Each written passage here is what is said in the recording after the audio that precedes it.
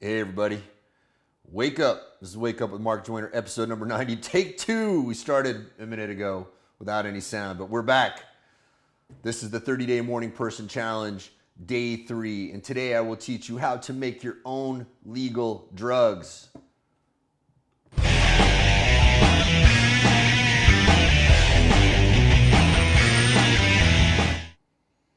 All right, so some things don't work out the way you want them to in the beginning, then you just get back in and you do it right the next time. That's all there is to it. Done. All right, so now, for those of you who are just starting this thing, if you haven't done it yet, I want you to go to simpleology.com/morning30, morning 30. All right, it's a 30-day morning person challenge. What you will find there at simpleology.com, a little slash on there, write the word morning, then the number 3 and the number 0. You're going to find a blog post that's going to give you some instructions, and you are going to find a comic book that is going to teach you a little routine you can get into that will turn you into a morning person. There are a whole bunch of little tricks and hacks in there that are going to change your mind so that waking up in the morning gets easier and easier and easier. But here's the thing, in the beginning it's going to be hard. It's going to be very, very difficult in the beginning. All right?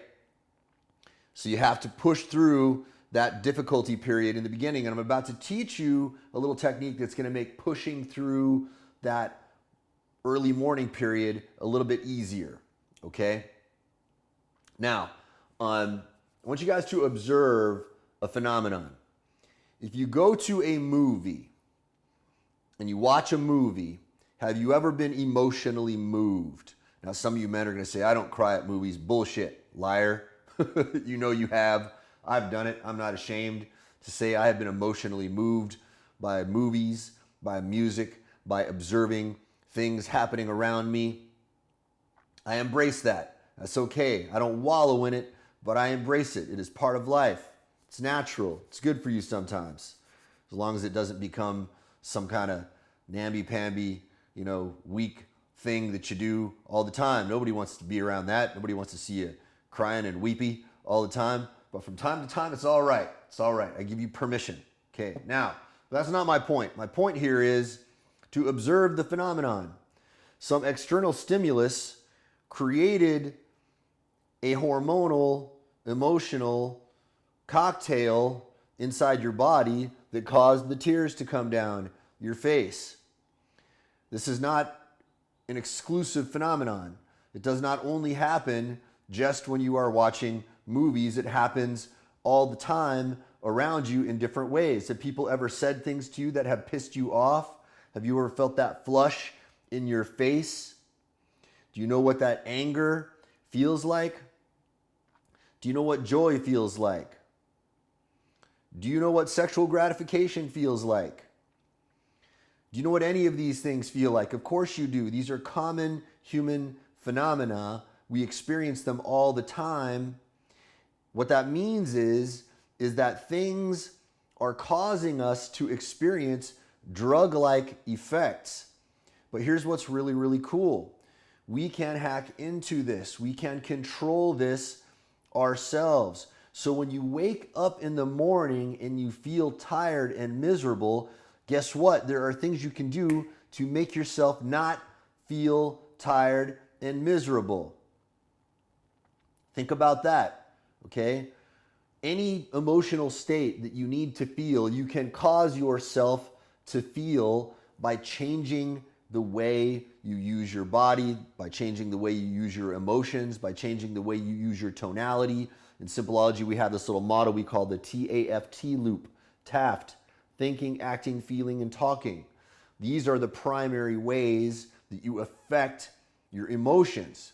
Okay, so it's not just passively by watching something, it's something that you can cause. Something you can cause. So if you wake up in the morning and you're feeling sluggish, if you wake up and you start acting like a Dothraki screamer, all right, you are going to feel a surge of adrenaline inside of you that is going to make you wake up. You have that ability, you have that power, you have that control. The problem is this is a muscle inside of you that is weak right now. You need to get in there and you need to start exercising that muscle of controlling your mental state.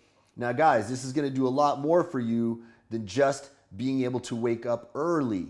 All right, this has ripple effects throughout your entire life. Imagine being able to change your state such that you can be in the optimal frame of mind for writing, the optimal frame of mind for sleeping, the optimal frame of mind, the optimal emotional state, whatever it is, for anything that you want to accomplish. If you start to experiment with this stuff and play with it, you will find that you have way, way more control over these things than you think. And different emotional states are useful for different times in your life. You don't want to be all zenned out and blissed out all the time because you need to stimulate your body. You need to challenge yourself. Sometimes being zenned out and blissed out is really good for you because it's going to help you recover. You need that. And there are all kinds of interesting things that can happen. If you enter meditative states, you can start to access states of consciousness that will allow you to, I think, I can't think of a better word for it, like download information from the universe. The books that I have written, a couple of which I wrote in one day, sometimes it felt like I was not writing. Something was writing me. What did I do? I put my mind into a state of consciousness that allowed that channel to be open. Now, this is going to get a little bit woo-woo and weird for some of you guys. You're going to say, well, that just sounds like a bunch of nonsense, right? What do you mean downloading information from the universe? Well, you're probably operating under the assumption that consciousness is a brain local phenomenon. I question that. Many people question that. All right, there are a lot of very serious scientists out there who will even go so far as to say is that there isn't really much evidence to show that consciousness exists in the brain. We see activity in the brain that correlates with certain things. We know that for a fact. But how do we know that consciousness as we know it actually rests inside of the brain? What we see is we see concurrent phenomena. That doesn't necessarily mean that the phenomena are causal. Doesn't necessarily mean that the phenomena are causal. Think about that. Just because you see something happening at the same time, it doesn't mean that the one thing is causing the other. This is why a lot of, one of the truisms of science is that correlation does not equal causation. All right? But one thing you can know is that you can cause yourself to feel certain things by acting as if you were feeling that particular feeling. Okay, so if you want to feel good, act like somebody who is feeling good.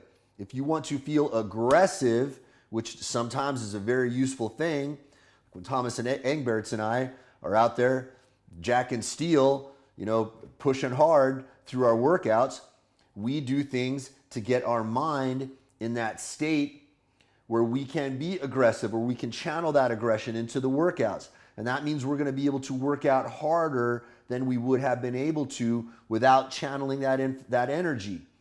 If I had walked into a workout and be like, hey man, yeah, I guess I'll do this workout. I guess this little bracelet is about all I can handle today. Yeah. No, man, that ain't it. I might walk into the gym feeling like that. I might walk into wherever I'm working out feeling like that. But I'm going to do something to change the way I feel. Some days it's harder than others. Some days you're really fatigued. But you can push yourself way further, way more intensely than you probably are aware right now. Most of us are tapping into a tiny fraction of this. I think I am tapping into only a tiny fraction of what I am capable of.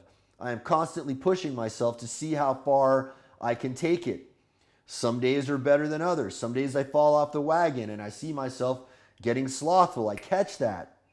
I catch it and I turn myself around. I'm not perfect at these things. I don't think any of us are. I don't think this is a process that's ever going to end. And I think that's kind of the whole point. It's learning how to love that struggle. It's learning how to enjoy whatever it is that life throws at you, and to accept that even if it's a difficulty, even if it's a challenge, well, maybe that's a good thing, because maybe that challenge, maybe that tragedy, maybe that disaster is exactly what you needed to grow. There are a whole bunch of crappy things that happened to me in my life, and I look back on them now and I'm kind of grateful. I'm kind of grateful that they happened. I challenge you to do the same thing. Maybe society dealt you a bad hand. Maybe you experienced some terrible things. Maybe a loved one wronged you. Maybe someone you care about is a hater, all right? I got a couple people in my life that I love, but they're haters, man. They're haters. They're constantly trying to bring me down. I got to deal with that. I got to deal with it. Okay? I'm not going to cry about it. I'm not going to complain. Maybe I will, but if I do cry or I do complain, I'm going to catch myself. Why? Because crying and complaining ain't going to change the situation. It's not going to do anything to turn that situation around for me. You probably have all kinds of situations in your life where you're pointing your fingers at society, at the world, at the government, at certain people, at certain events, at your past, at the disadvantages that you had. And every time you do that, you are reinforcing that sense of helplessness. I question the people who are running around trying to make the world victims right now, saying these groups of people are victims and this group of people is not. Okay? Bullshit. Everybody has things that they can feel like a victim about. Every single person. I know some of the most successful people in the world, and I'll guarantee you every single one of them has got problems. All right? Some of them are dealing with it better than others, but they've all got problems. If you solve one problem, I promise you the universe is going to concoct a new problem to throw at you. This is the human condition, guys. This is the human condition. And when you embrace that, everything gets a little bit better, ironically. It gets a little bit better because you start to toughen yourself. You start to accept that, hey, wait a minute, maybe this is a fight. Maybe that's how I'm going to approach this thing every day. Maybe life is a war. Maybe life is a battle. And if I just embrace that, the suck is going to be all right. In fact, maybe I'm even going to seek out some suck. I've been talking about this for a little while now. Remember the notion of pay now or pay later. If you embrace the suck, if you seek the suck out, and you suck on your own terms, then maybe some worse suffering will be prevented. I think that's totally true in most cases. I challenge you to do that. How are you going to do that? By changing the way you perceive it. By changing the way you approach it with your mind. If I wake up in the morning and I've got the physiology and the tonality and the feeling and the vibe of somebody who is weak, I'm going to wake up there and I'm going to slap myself in the face and make myself get up and start feeling strong. I'm going to move like a strong person. I'm going to talk like a strong person. I'm going to act like a strong person. And what I'm doing right now, guys, I'm talking to myself. I've said this to you before. If you've been watching these things consistently, I'm talking to myself right now just as much as I am talking to you. I get benefit for myself by saying this to you. Maybe you'll get benefit, maybe you won't. The primary benefit is me reminding myself of who I need to be and what I need to become. If you want to follow along for the ride, that's cool. If you don't, that's cool too. It's all good. It's your choice. It's your life. I ain't going to tell you what to do. I'm going to tell you what works for me. And what has been working for me has been working out very well, relatively speaking. Certainly worked better than the alternatives I had experienced in the past. When I had wallowed in self-pity because of what I had gone through in my life, that did not work out so well for me. Nothing good ever came of that. Nobody came around to hand me a cookie and pat me on the head and tell me everything was going to be okay. All right? That ends when we're about 12. Even your parents probably get tired of doing that when you're 12. All right? We're all grown up boys and girls now. We got to pat ourselves on the head. We got to give ourselves the cookie. But the cookie that we need to give ourselves is not the same cookie that we used to get when we were kids. We don't need consolation. What we need is inner strength. And that is something we can draw from inside of ourselves. Simpleology.com/morning30. I challenge you to wake up early every morning and tap in to that inner strength. If you do it the way I'm talking about right now, I guarantee you your experience of it will be radically different. But the first thing that's going to happen is you're going to experience resistance. You're going to experience resistance. You're going to lie in bed and you're like, oh man, that sounds terrible. Do it anyway.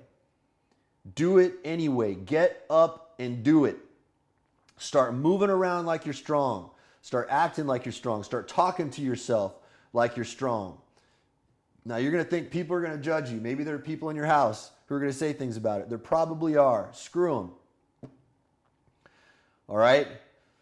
You show them over time that your way is better. That's another thing you're going to have to fight through. Not just the resistance. You're also going to have to fight through the ridicule. It's going to happen. I guarantee it. You're going to experience that. Here's the thing. I'm going to tell you a little story about someone in my life. I'm not going to name this person. All right? This person I knew when I was a much younger man. I won't say at what phase. I don't want to tip my hand here and like indicate who this person is. This person ridiculed me a lot, made fun of me a lot for certain things that I did. Recently, this person has resurfaced in my life, had some challenges with obesity, and reached out and asked for my help. And you know what? I gladly gave it to him. I gladly gave it to him. In fact, I was happy to do it. I was happy to do it. I wasn't going to hold any grudge about what this person put me through because they were experiencing their own experience back then. You ever hear the expression, hurt people hurt people? That person was probably going through something difficult. That caused them to cause some difficulty in my life. I didn't know how to handle it at the time. I didn't know how to handle my mind. I didn't know how to navigate these things. I gritted my way through it bitterly. I resented it. Okay?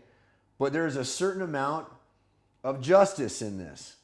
When this person comes in and they come to me now, seeing that my way was better and that the ridicule was misplaced, I get a certain amount of satisfaction out of that. But I think I've kicked it up to another level. I could have sat there and said, oh, now, look at you now, right? Now you're asking me for advice when you were being a complete dick to me before. I could have done that. But I didn't. Why? We're all in this struggle together, guys, all of us. We're all struggling in the same fight. We're struggling in different ways, but we're all struggling through it. I harbor no resentment to that guy at all. In fact, I love the fact that dude has grown and he has come to me and asked for help. I think it's awesome. I have huge respect for him that he had the humility to come to me and ask me for that advice. I thought that was freaking awesome. That was awesome. Now, guys, I'm going to challenge you one last time. Simpleology.com/morning30. One last time today. I'm going to challenge you again tomorrow. You might be watching these videos thinking, maybe I should do this, maybe I shouldn't. Do it. Do it. Do it.